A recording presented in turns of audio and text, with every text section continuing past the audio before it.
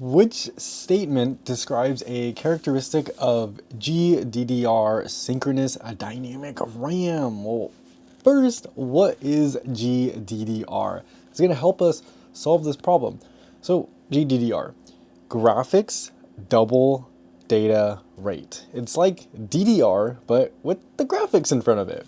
So, it is a type of SDRAM or static DRAM, static RAM, and it's specifically designed for graphical processing. So specifically designed to be used with your graphics card, hence the graphics double data rate.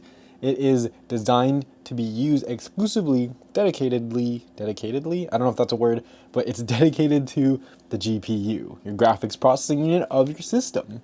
So what is it optimized for?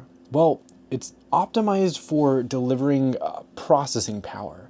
It's essential for doing CAD drawings, doing rendering for whether it be images or videos, and any kind of gaming that you might do. GPU intensive.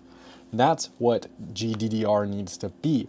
It needs to have high bandwidth and it needs to have parallel processing. That way, it can handle all of these tasks. So let's look at our possible answers. Which one is it not?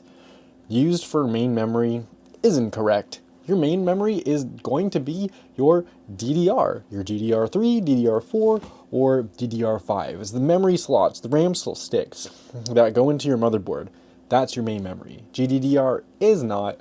Then it says it processes massive amounts of data at fast speeds. And although this is kind of true, this is a very broad statement. So, I mean, yes and no. It's very broad, and when we're dealing with questions on the CompTIA, we're going to be pretty direct with our answers. That's what we're going to be looking for.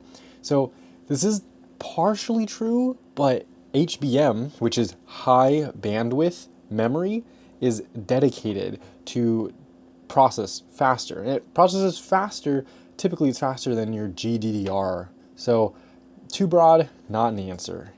And then it has a low power consumption and is used for cache memory.